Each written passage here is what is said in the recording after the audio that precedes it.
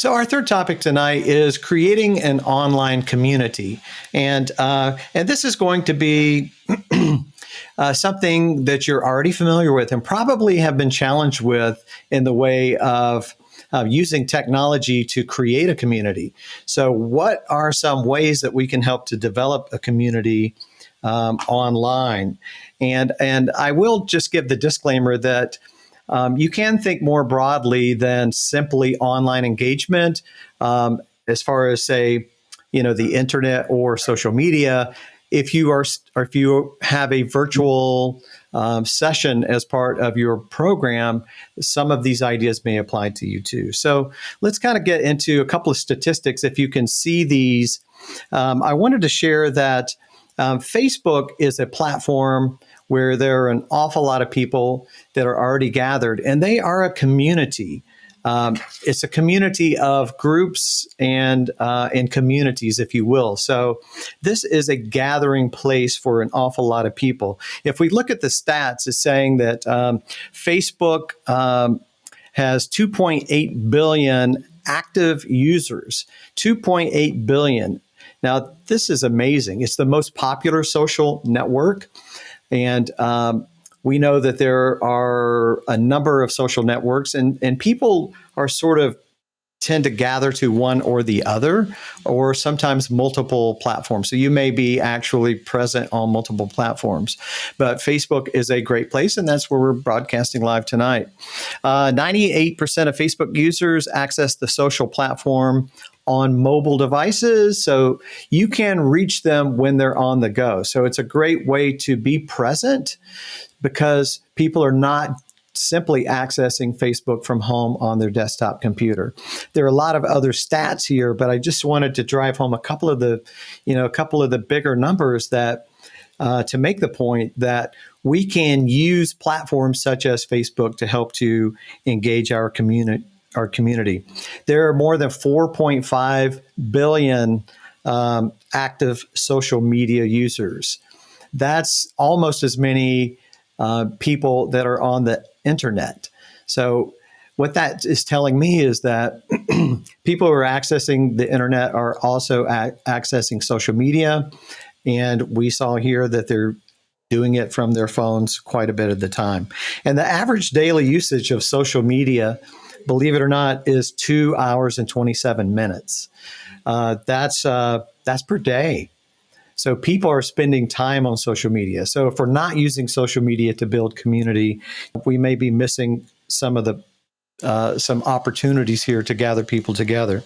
What are some ways that we can sort of get active on social media? So I would suggest that we produce content that's engaging. Now, this could apply to your classroom if you're using a virtual classroom. So think about content that's engaging, because we're not simply putting something out just so that they can get the information.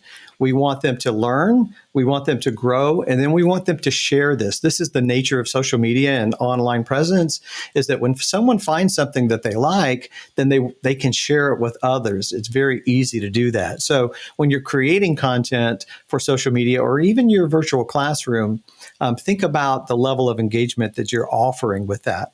Also, contribute something authentic.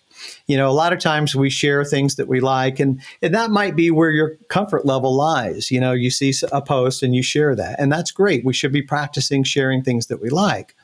But if you're in a leadership position, you want to think about, how can I create this message in a new way and add to the collection that's already out there. So I think that's important to do. And the same thing with your teaching virtually. If you're bringing information in, how can you make that authentic and deliver that in a fresh new way? That's always something that will lead to engagement and growth. And talk about a topic, not just you. So we are so used to teaching, and we have the information and we're giving it to them, and it's like a one-way communication. So we want to sort of change that to also include those who we're talking to. And if it's on social media, then change the topic from just giving mass announcements, information, mass amounts of information, to a topic that they're interested in, or even about them.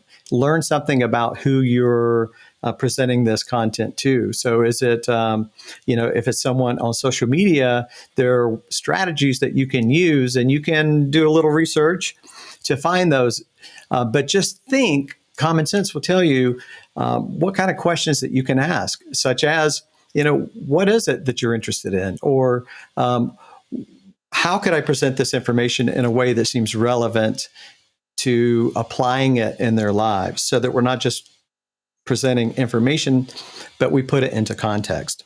Also, use high quality visuals. If you're developing posts for online, or even for your classroom, try to find pictures that are different and that are telling, a really story in an engaging way. If you are posting on social media, you can hashtag that and it will reach a wider audience. You can run contests and giveaways. This is a great way to build engagement and attract people to your community.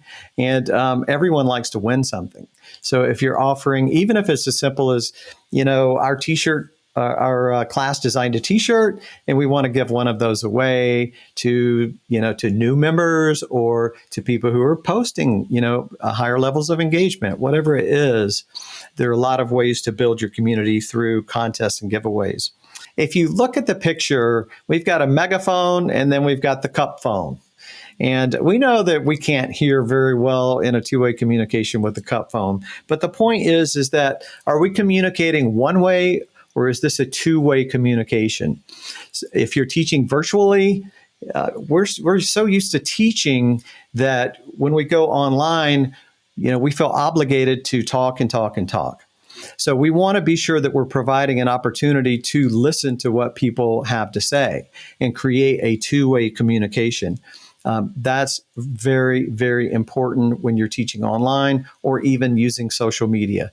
Be sure that we are engaging in that two-way communication.